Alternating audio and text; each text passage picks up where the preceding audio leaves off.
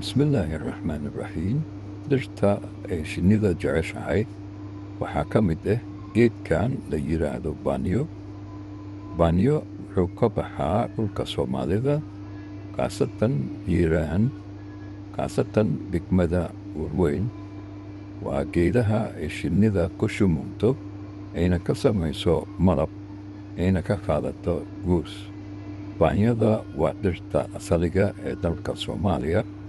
Sidoo kale waxaa macluumo ah in Soomaaliya laga helo dhir gaarayso ilaa iyo 7,000, kuwaas oo lagu diiwaangeliyey buugga Somali Tree, kaasoo laga helo Kew Garden. Marka Soomaalida waxay hodan ku tahay dhirta kala gedisan ee daaqa iyo ubaxa iyo nooc walba leh, laakiin Soomaalida maysan ka faa'iidaysanin dhirtaas sababtoo ay dhirta waxaa laga heli karaa faa'iidooyin badan, kuwana xoolaha daaqo, kuwana shinnida daaqo, kuwana oxygen laga hela.